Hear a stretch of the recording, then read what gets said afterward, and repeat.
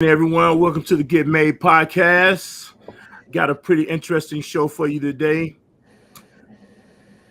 Stress and stress related illnesses are the number one killer of black men.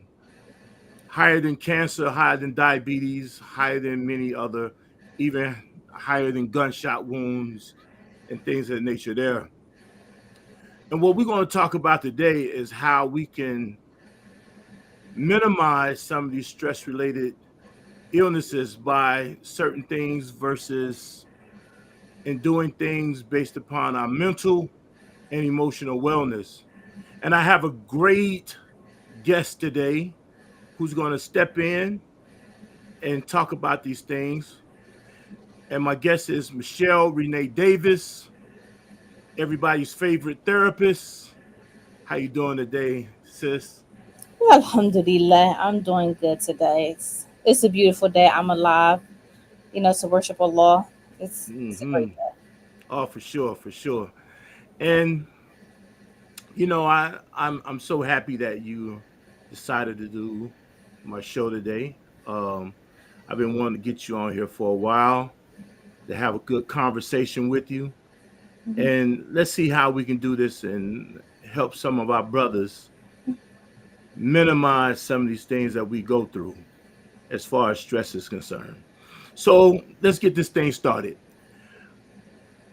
What are some of the high reasons why black men we fall into stress related illnesses? So first, you gotta kind of back up just a little bit before we get to the illness, because the stress related is usually due to emotional dysregulation, right? Okay.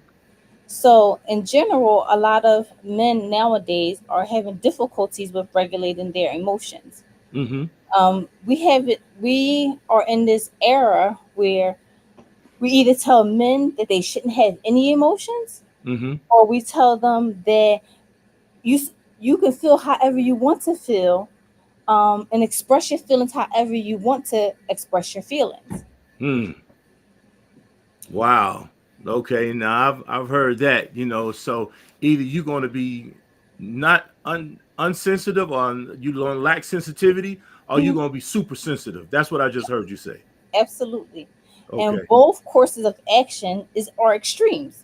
And Uh us huh. as Muslims, we're supposed to take the middle ground. Okay. However, socialization is teaching us to do one or the other, depending on Mm-hmm. the community background that you might have. Okay. And one of the things that I say all the time is an emotional man, whether it's the one that shut down or Uh the huh. one that's overly emotional, is a dangerous man. Okay. A dangerous man. Tell me Yeah, how is he dangerous? it's you're a walking time bomb, and Okay. whether that's self inflicted, where you get stress related illnesses, Uh huh. and or you reflect them on other people. Wow. Okay. Man. So brothers, I want you to hear. Either if you're too hot or you too cold, you're a dangerous man. All right. So talk to us more about this, if you don't mind. Absolutely. So, don't get me wrong. I believe that as a man, I would not tell any man not to be a dangerous man in the sense of being able to protect your family. Oh, I'm okay. talking about Well, as that's not, far but as that's not what we're talking about as far as no, somebody protecting their family, though. no, absolutely not. But the reason why I made want to make that clear, right, is because sometimes people will hear what I say, and then they will try to apply it to a concept that I'm not talking about. Oh, okay. So sometimes I like to clarify things for people just in case they be like, well, what about somebody trying to put you want me not to be there? Like, no, absolutely. I'm talking about the uncontrolled emotional dysregulation that you might be experiencing. Because if you shut down and Mm-hmm. you don't express your feelings, Mm-hmm. you harbor them and you hold them inside your body. Okay. And so with that being so when you're holding your emotions and everything inside your body, Mm-hmm. what happens is it starts to run adrenaline Okay. and cortisol. Okay. And so when you have those two things running constantly in your body, we know what adrenaline does. It makes you angry, Right. like angrier. Mm-hmm. But when it's constantly leaking and leaking, it actually starts to damage your vital organs, your organs inside your body, Mm. which increases the risk of high blood pressures that's going to lead to stroke, heart attacks. You more likely have diabetes, all these other different kind of illnesses for holding your feelings inside your body. Okay. Now, what about the guy who's then can't seem to manage his impulses, and he's still we still talking about deregulating emotions, right? Mhm. But this guy's on the other end of the spectrum. He's a loose cannon. He just you know he just goes off and he just flares up and all these type of things here. What's happening with him? So it really depends. So there are, if you're talking about the one who are impulsive and they seem really reckless, Right. usually in general they are the ones that hold everything in, Okay. Okay. and then it just, and then what they do is, what happens is it builds and builds and builds until, this is the craziest part about it, until usually they feel safe to explode. They feel safe to explode. Yes. Okay. So that's when you'll see them taking it out on their kids, on their wives, on some brother that they know they can really beat, or anything like that. They don't go up to the gym and say, "You, I want the Right. big man." No, they usually wind up blowing up and taking it out on people who they feel safe with. Oh wow. And when I say feel safe, I don't necessarily mean that they feel like safe. I'm just saying like that they know that they can get away with this Right. kind The of outcomes, they know they got favorable outcomes dealing with that yes. person. Mhm. Hmm. And then so then you have the other person on the other end where they consistently, or like, so you have the ones who are like really emotional. Hmm. In general, like when you have those kinds of men, what happens is, if you ever notice, they can't make good decisions, right? Okay. They make poor decisions because they make decisions based off of how they feel instead of what is really happening. Okay. And a lot of times people be like, "Oh, he's emotionally intelligent because he knows how he feels." I know 5-year-olds that can do it. I know 5-year-olds that can say, "I'm angry" or "I'm sad." Just Hmm. because you can identify your feelings does not mean you have emotional intelligence. Okay. Yeah, because Emotional, that's a major term that get thrown out a lot. The yeah. emotional intelligent thing, Oh, right? he don't have emotional intelligence. First of all, a lot of, and I'm gonna just say this too, because like a lot of women, they be throwing it away. They be like, "Oh, he don't have emotional intelligence." You don't either. So you can't even identify it in someone else because you Hmm. don't even have it. Right. Right. Well, So I'm glad you're saying it right, because I'm gonna be honest with you. I'm glad we're both talking about it right now, because this is something that I have been talking about for a while, for several episodes. When it comes to what I call feminine energy, men who have feminine energy, right? mhm. And it's like, sometimes they're trying to outman a woman, right? And so, is this the same person who's supposed to be in touch with his emotions? So that can go either way. It really Okay. depends because sometimes a man can be like, "I'm in touch with my emotion, I'm in touch with my feelings," but he still can make good choices. I think that's Hmm. just like a blanket term that like people use. Hmm. But a number one indicator that someone really does not have emotional intelligence is when they make decisions based off of how they feel in the moment Hmm. versus what is actually really happening. They're very impulsive in the sense of like decision making.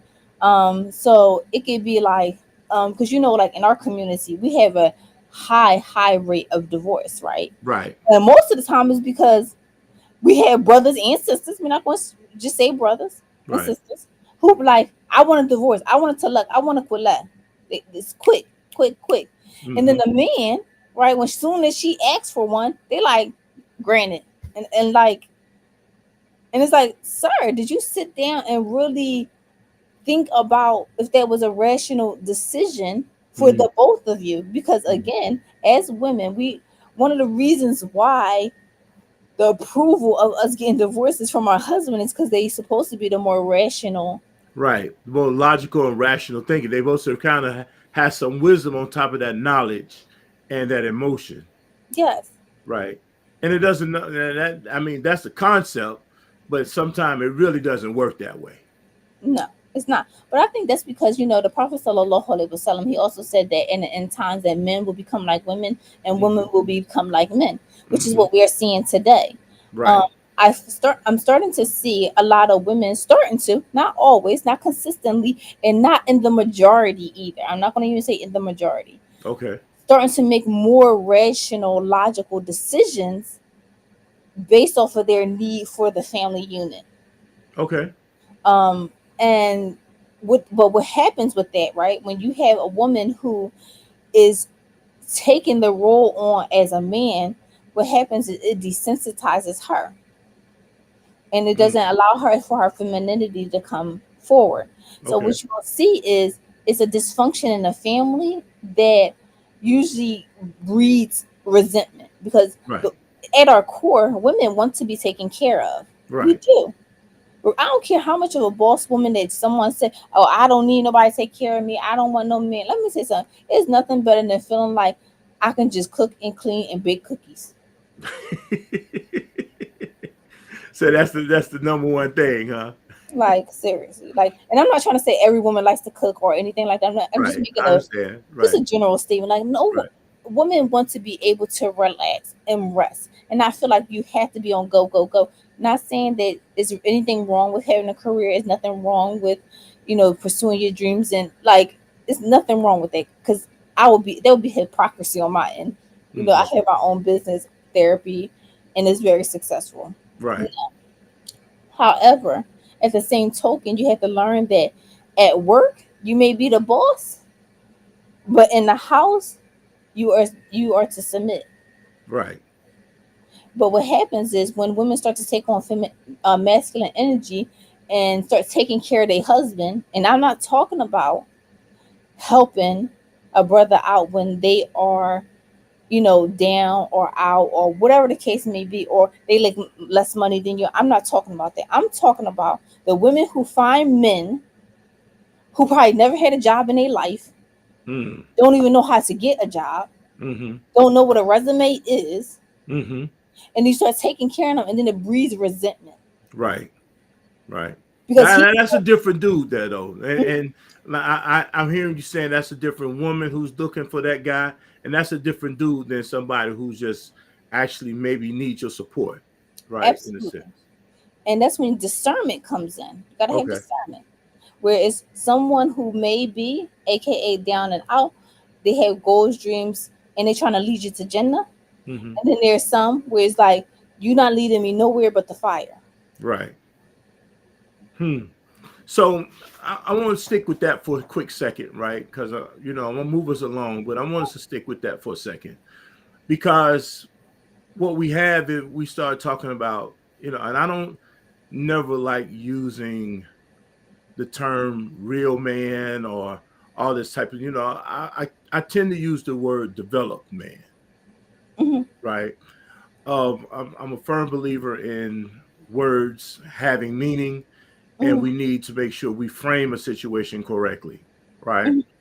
So this guy here Hmm. who's saying he needs this help, he needs this support, he's getting this support, Yes. and we're talking about him now development. This guy here, we're not looking at the outlier guy, Hmm. the guy who's not doing nothing, Yes. and maybe even the guy who can do everything, right? Maybe the guy who can do everything might can still be grouped into this guy to this group in which I'm talking about here, right? But we're looking at this guy here who is now feeling like all this pressure is on him, Hmm. and here now the stressors start taking place, Hmm. and he's trying to cope, he's trying to manage, he's trying to figure it out, but yet and still it's still raising up in him, and he may become at some point emotionally deregulated. Hmm. Do you see men move from a position of probably a little bit more healthy at some point to where they then become unhealthy as far as mentally and emotionally regulated? Um, I not really, Okay. only because usually people who have emotional intelligence or are able to emotionally regulate, they have Hmm. a community of people that are supportive, that doesn't allow does that they we call it oh my goodness, what's the name, it's like positive, Reinforcement, maybe. no, not positive reinforcement. Okay. It's basically an indication that they may not need as much assistance. I forgot what it's called, but Okay. Okay. it's like if I learn to read by the fifth grade, I'm less likely to go to jail. It's like that's a positive indicator that Indicator. Right. they're Hmm. not going to go to jail. But it's a particular term for it, but I forgot what it's called. Okay. But in general, people who have emotional intelligence usually have a jamaat, have a community of people that are supportive, that they don't have all the stressors that people who live an individual lifestyle have. Mm. Okay. All right. All right. So this person really then shows up with, even though there might be some rough times, hard times, for lack of a better way of saying stressful times, he has the coping mechanisms to allowing them to manage himself through that.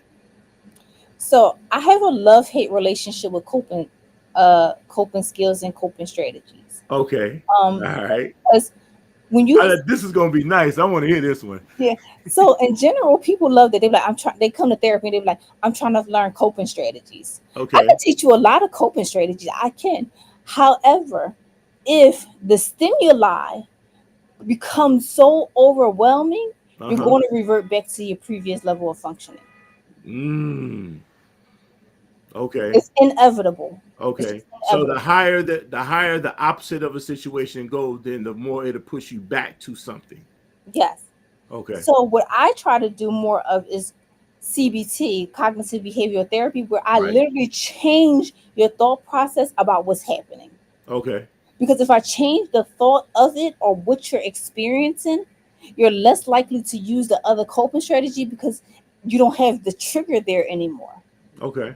The trigger has been removed. Hmm. Okay. So well, do okay. Now I'm finna get into your love hate relationship, right? Hmm. Because I'm hearing what it is that you're saying, and so in that I'm thinking, all right, how do, and of course I can't stand this word myself because it's like it's been overused. Triggers, Yes. right?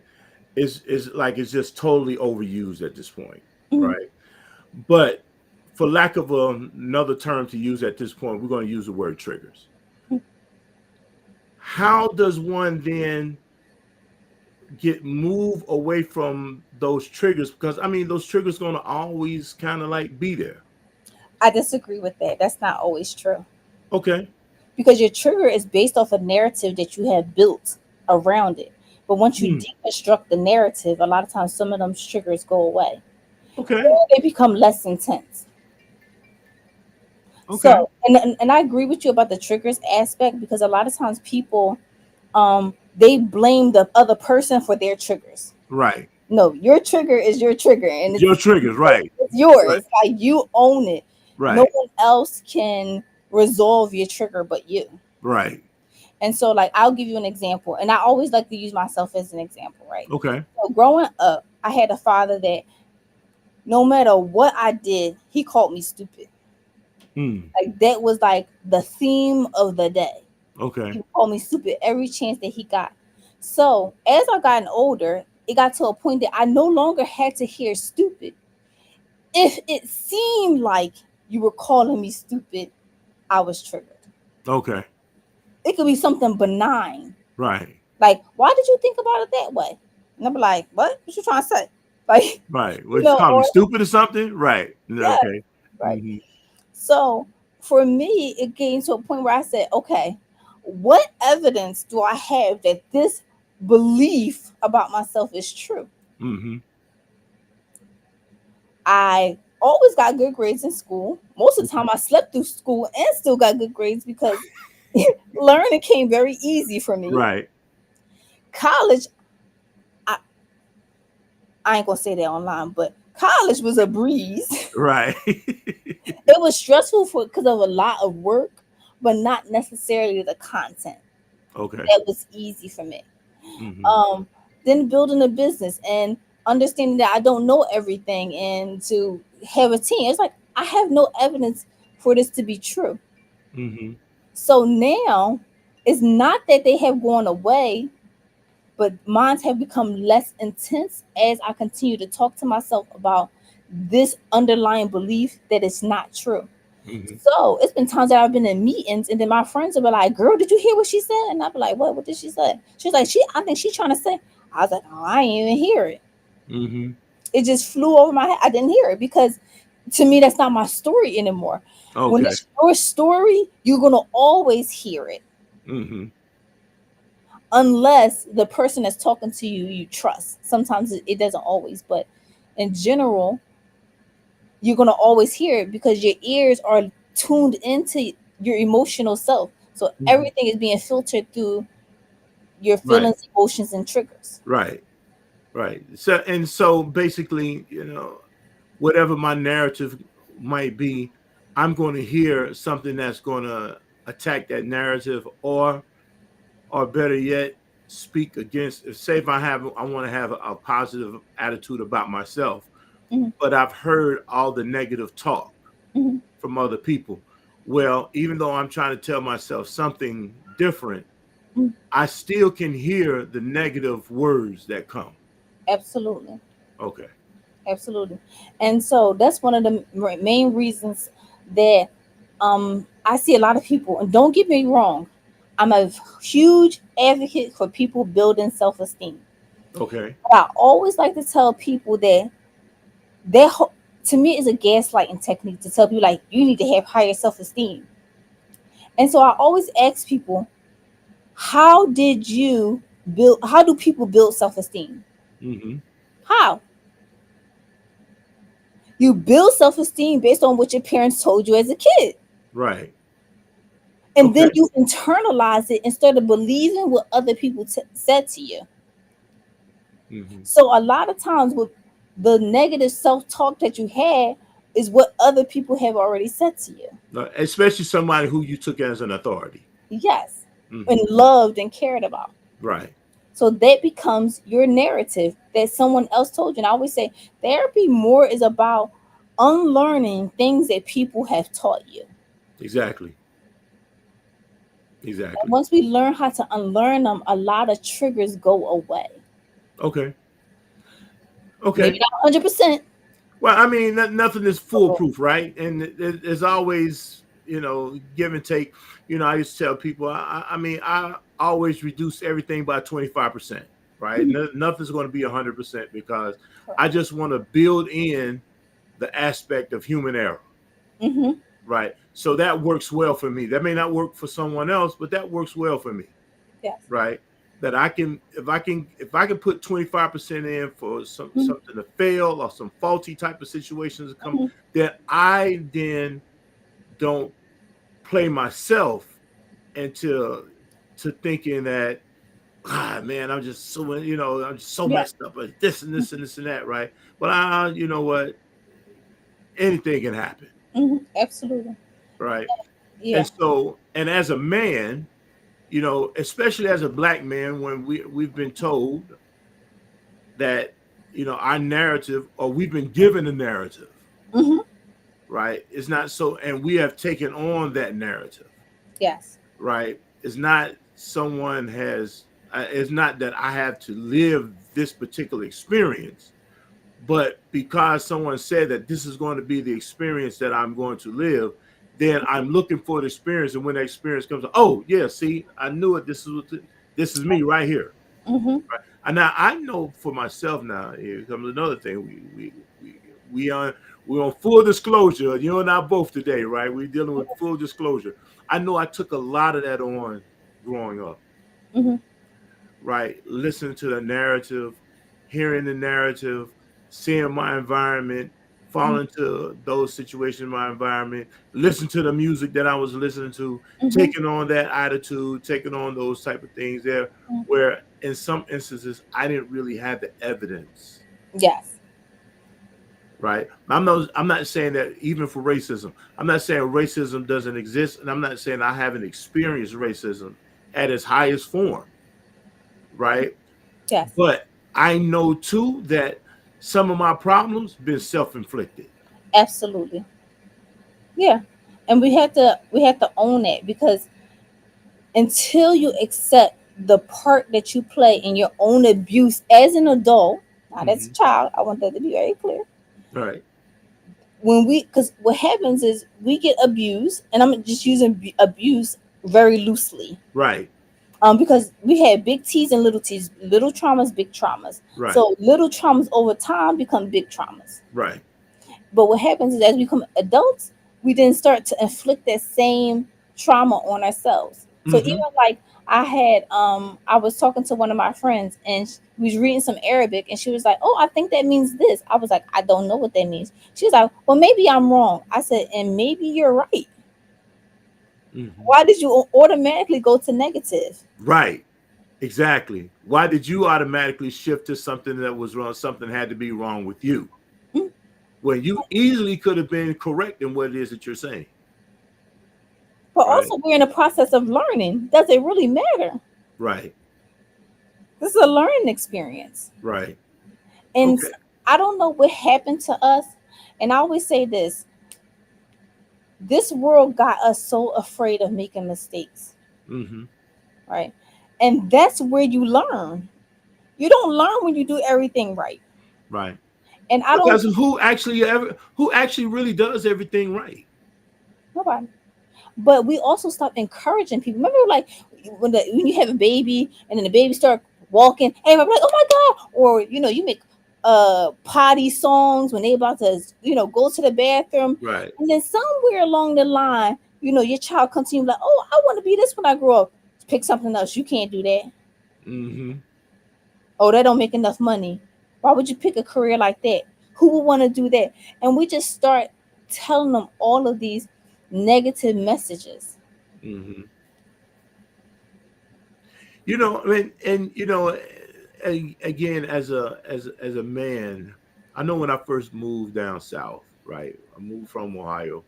I first moved down south, and there's a guy. He's deceased now, so I definitely won't say his name. Where I used to live at, the place I live, Mm-hmm. and he was a oh my god, this guy used to kind of if I talk about somebody taking abuse, right? This dude, like he was very serious about, he's a street dude, this dude out in the street. But when I quit school, Mm-hmm. because I quit high school, Mm-hmm. right?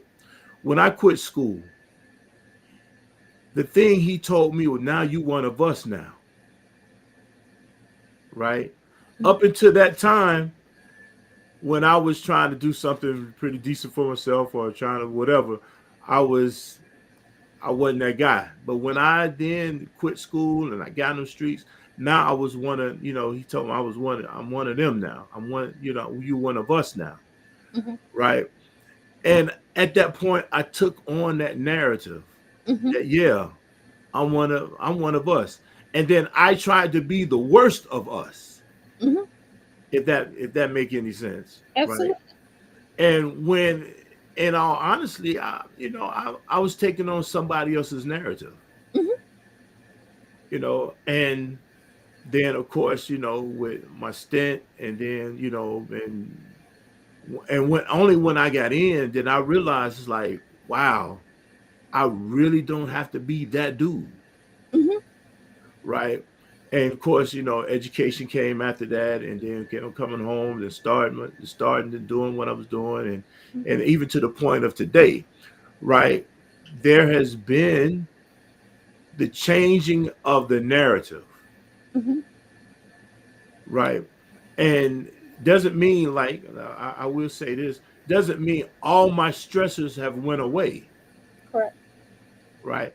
But it does mean that I have some control over my narrative, Mm-hmm. as much as God allows me to have, right? Mm-hmm. Yes. you know and so, because we still follow a written understanding that things were written for us well before we came into existence, Mm-hmm. right?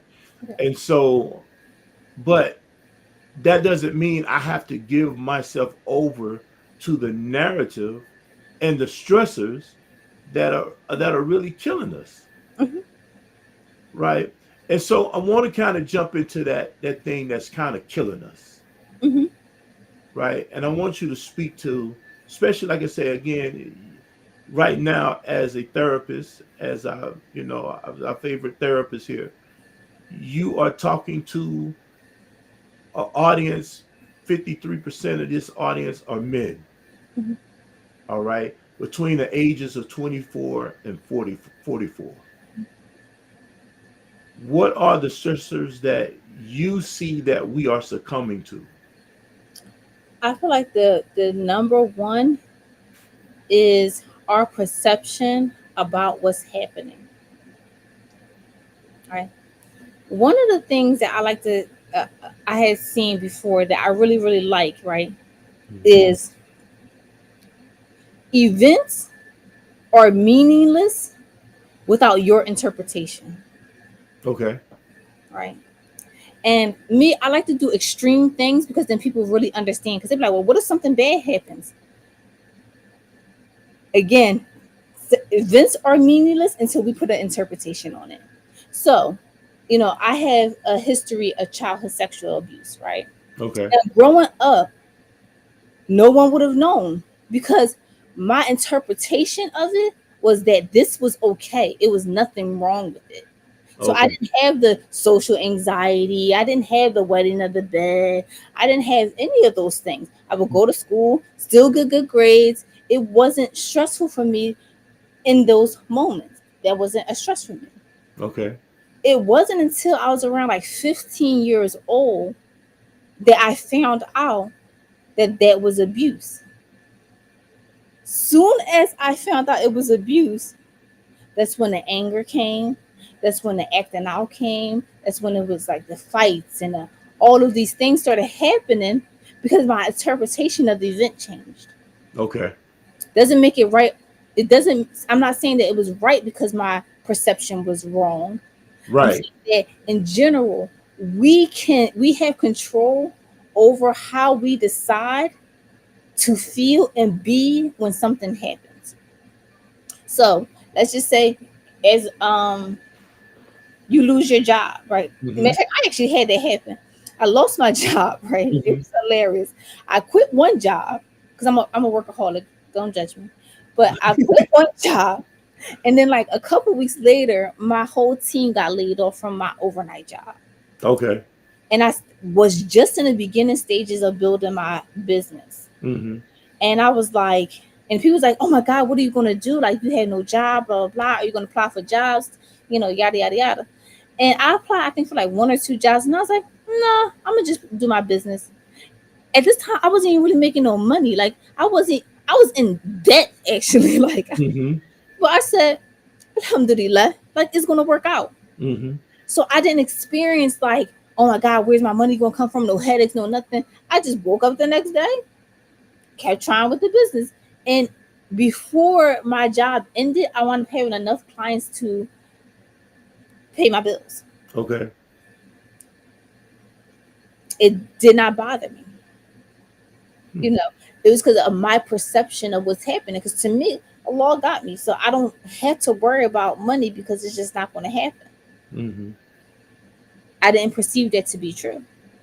Cause I ain't gonna tell you no lie. You have some people say, "Girl, I don't know how you did that," because I mean, you just, I understand having faith, but you still got to, right. There's always this clause.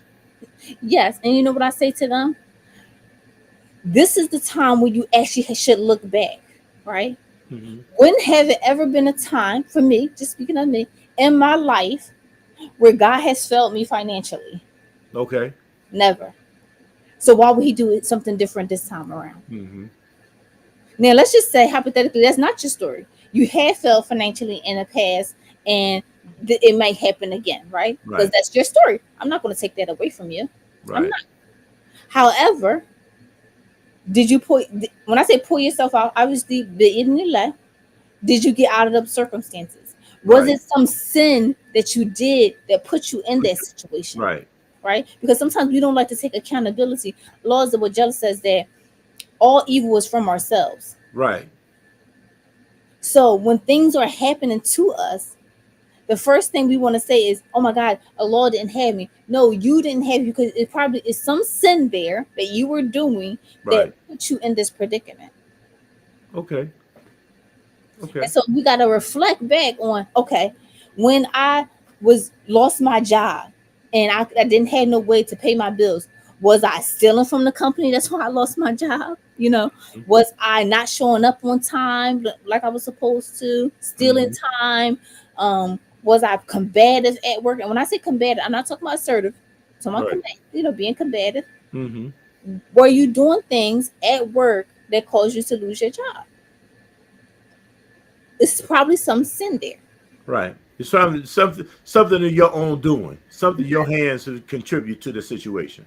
And this is when the time where you have to self-reflect on what's going on in your life and Mm-hmm. see, what can I do differently so I won't get the same outcome. Because the laws with jealousy said, like, I will not change the condition of the people until they change what is within themselves. Mm-hmm. So that's telling you, you have to look inwardly, Mm-hmm. change something to get an outcome that you want. Mm-hmm. So Well, if a young man is coming in to see you for services, mhm, and I've just heard what you said here, and how would you work with him if he's having, anxiety? He's working beyond his anxieties. He's not really emotionally regulated. mhm, What would be the first thing that, now I'm giving you a hypothetical, so mhm, you probably have to kind of deal, because obviously I need to have more clues about what it is you're talking about, right? But I'm mhm. just giving you a hypothetical. What Okay. would be the first thing that you would advise that person, you would work with that person on? Okay. Well, first and foremost, my husband said I can't see men no more, so that's all. But Well, just, yeah. but in general, Mm-hmm. because without context, because it really do depends on where the anxiety may be stemming from. But I'm gonna just give you some common ones that people usually come in with. Well, some Okay. people just have generalized anxiety, right? Right. And so with the generalized anxiety, a lot of times is the development of obviously some perception that's not real. Mm-hmm. So one of the things that I have them do a lot of times is say, you need to start asking yourself and questioning yourself, is do I have any evidence for what I believe? Mm-hmm. Right? That's the Mm-hmm. first thing. Do I have evidence? Do I have, like, wear yourself out with evidence? Um, Right. and and feelings cannot be your And evidence. evidence, right? Okay. Feelings are not your evidence. Mm-hmm. Your feelings are information that something is happening, but what's happening is it got to be concrete, that if anyone else was looking, they can see how you may have come to that conclusion. Not necessarily agree with your conclusion, but Right. can see how you have come to that conclusion. Based on the things that is observable. Yes. Okay. So it has to be observable, and it doesn't mean that people will agree, but that people could see, like, okay, I can see how you got there. Doesn't mean Mm. that it's true. Okay. Two, it's so funny, right? Because you know how people be like, "Oh, I'm an overthinker." Mm-hmm. Most of the time, you're not an overthinker. You don't think. It's like You don't think as much as you think, you right? don't think as much as you think you're thinking, right? And so sometimes I think that we limit ourselves about the possibilities of what something may mean, right? Mm-hmm. And so I tell people, like, sometimes just have a little fantasy. And what I mean by a fantasy is of the possibilities of what's happening, right? Mm-hmm. Because somebody can come in and say, "Oh, like for example, like I had a staff that I felt like we wasn't communicating well." And Mm-hmm. so in my mind, I'm like, okay, maybe I'm asking for too much. Do I think I'm asking for too much? Is, and just start thinking of the possibilities of what's happening between us before I just jump the gun and say she don't like me, she ain't talking to me, and it's evident because she don't say nothing to me. Right. But some possibilities could be she's overwhelmed, she's Right. overworked, she couldn't because she just didn't have it to give. Right. And then you should confirm your suspicions. Hey, I feel like we don't communicate. I'm Mm-hmm. not saying that it's true. I'm just saying that I don't feel like we working together. Is there Hmm. anything that I can do? Right, it Mm. starts with you Take accountability. to make this work. Because sometimes we might hit the mark. Because see, just because something is easy for you doesn't mean that it's easy. Mm-hmm. Well, and okay, because I'm hearing when you say that, and I think that's one of the things that we run into, the lack of accountability, Hmm. right? And part of the acronym that we got with MADE is Manhood, Accountability, Development, Enrichment, right? Hmm. And so when we look at taking accountability for your development, your own personal development, and Hmm. I'm hearing you say, wear evidence out, Yes, wear it out. wear it out, you know, and look at and possibly even give a situation more the benefit of the doubt. Well, I don't think they were really trying to say that, but what is my evidence that this person was really trying to treat me in this hostile way? Hmm. Yeah. Right. So then that obviously at that point allows you to have a frame of mind that then does not point you towards the negative. Hmm. Okay. Yeah. And so and that in itself will help reduce stress. Absolutely. Okay. Because in general, when you start having positive thoughts, and it's so funny because I forgot which if it was a hadith or what it was. And my husband say this all the time. He said one of the things about having good character is Uh-huh. thinking good about the people, right? Right. And when you think good about the people, a lot of times you feel better. Right. You just feel better. Right. And having good thoughts about the people, we call it husn and dhan, right? And having good thoughts. And basically that's the benefit of the doubt, giving people the benefit of the doubt. Yes, until you have evidence And you have evidence that that it's not true. this joker crazy. Right. So you have evidence of that. Right. Right. I had a client before. She was driving her so crazy, like he cheating, she cheating, and she would bring stuff in. And I said, "That's a very benign statement. How does that lead to cheating?" And I would make her ask herself all these questions about other possibilities of what's happening. Wow. Because you Wow. can't just come to me, and that's one of the things that I like. Sometimes I have like women when they'll come to me because they think that I want to just like jump on their side, and I just like, nah, that doesn't make sense. Come on, let's think about this. Right. And the thing is, your suspicions may be true. However, they're suspicions, and you should be wary of suspicions because Right. guess what happens? The only person that feel negative is you. Right. So you have evidence. Sometimes you just have to let it go. It will drive you insane because you start to obsess about it. I think people don't understand, especially when it comes to Islam, all the things that Allah and His Messenger sallallahu alaihi Yes, wasallam commands us to do is for our own selves. right. It's not for For our, no for one our own else. good. Right. It's for our look, no, because I want people to understand it's for our own good, Right. not for nobody else. Thinking Right. good of the people makes you feel better. Not having suspicions make you feel better. Right. It does not help the other person. Forgiveness helps you. Right. Right. Right. Man, you know what? Man, you might have to say that for the people in the cheap seats, man, because that's something that we don't get. That just having a proper frame of mind, Hmm. even with spirituality, right? Because I deal with and some of the stuff I deal with here is looking at 6 areas of wellness, right? That's Hmm. spiritually, intellectually, mentally, emotionally, physically, and Yes. socially, right? Hmm. And these are designed to make you feel better, Yes. to give you some up in life, Hmm. right? And then the people will benefit from around who are around you, Yes. right? And so then that means if I'm doing well, that means you'll be doing well. Why? I'm not doing it well from a selfish point of view, Mhm. but because I'm trying to look at and I'm trying to do the right thing based upon it, that means you're going to get Yes. the benefit Hmm. of that taking place, Yes. right? Which then helps keep all the anxiety, all the Mhm. depression, all the stress that keeps that down. Yes. that really keeps that down because I am taking the initiative to do something right Hmm. and not from a selfish point of view. Absolutely. Now that don't mean that even you, Michelle, will even be out of a job, right? Hmm. Because you then get to help people even do better along those lines Yeah.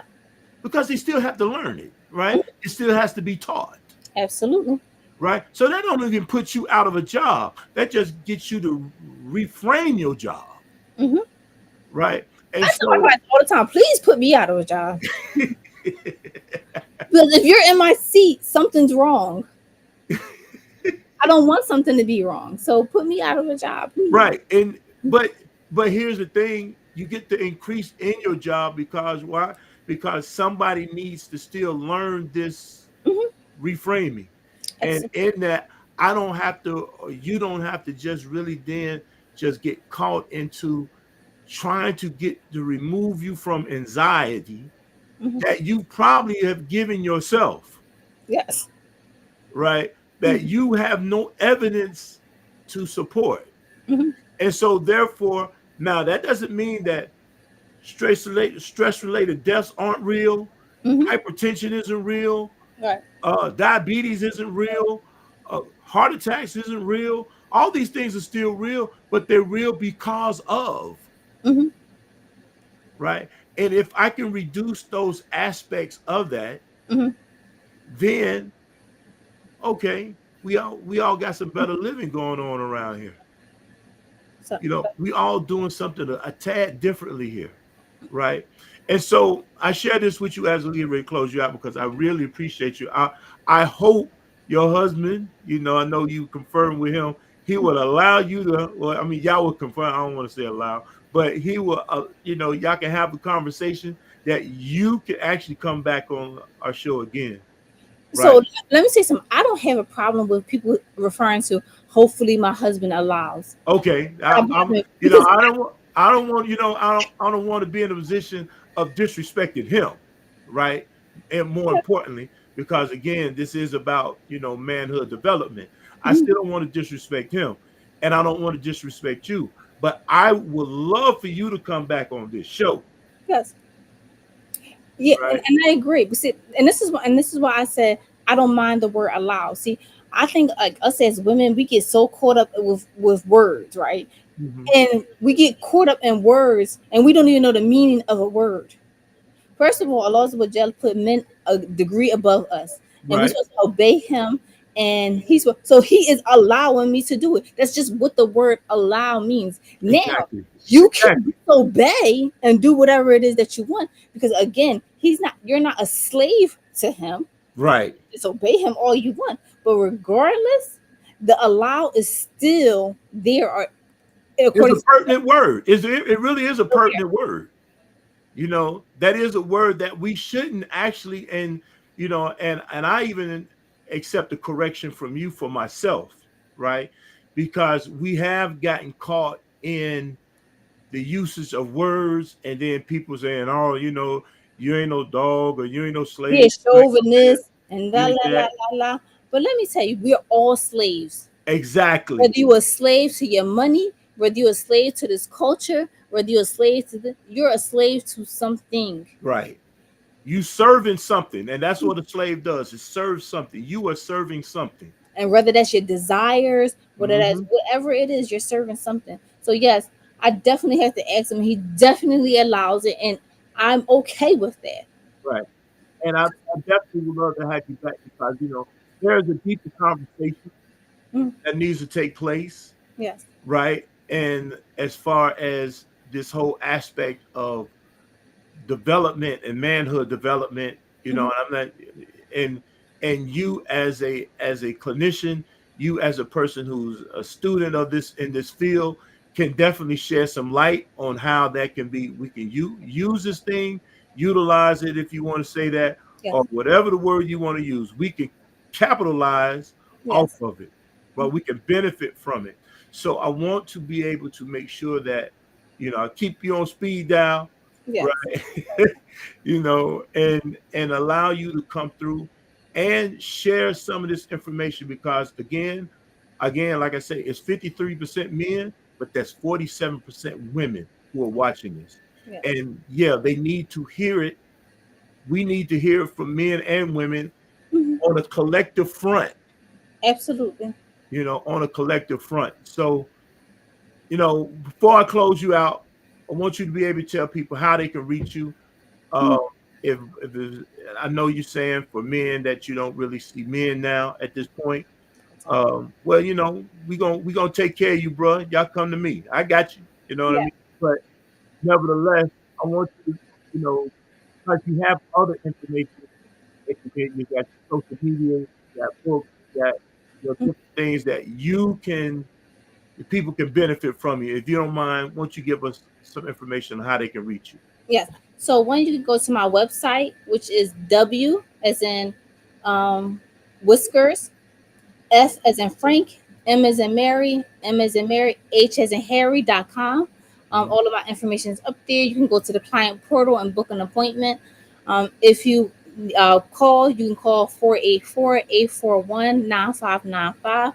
Just so you know, I'm only licensed in PA. So I can only technically do therapy in PA, but I do offer coaching services beyond, in all the other states. So Okay. So, th- you do, and you do virtual as well. I do virtual as well. Yes. Okay. Okay. Yeah. And so I think, just to close out, I think that the first thing is let's start trying to reframe how we think about what's happening. Hmm. And two, create boundaries, boundaries, boundaries. They keep Wow. people safe. Boundaries keep people safe. Boundaries keep people safe. And with that, we're gonna close with that statement right there. Shell, thank you so much, sis. I Yeah. really appreciate you. Mhm. And I want to tell my guests, real talk, look for something to really come down the pipe from me, the sister, and another sister, and some other people going to do some things that's gonna be fantastic for our community. Mhm. So I just want to put y'all in a heads up. It's coming and it's coming real soon. I don't want to get too much more information than that. Just stay tuned. Yeah. Obviously, continue to hit these like buttons, hit that star button. You know, hey, well, I need y'all help on this. Yeah. Obviously, make sure you go to our YouTube channel, subscribe to the YouTube channel at the Get Made Podcast, and we're gonna see you guys next week. Yeah. Again, Inshallah. thank you. Subhanaka Allahumma wa bihamdika wa ashhadu an la ilaha illa anta Wa astaghfiruka wa atubu ilaik. Amin. Amin. Assalamu alaikum wa Wa rahmatullah. alaikum salam wa rahmatullahi wa barakatuh. All right, y'all take care.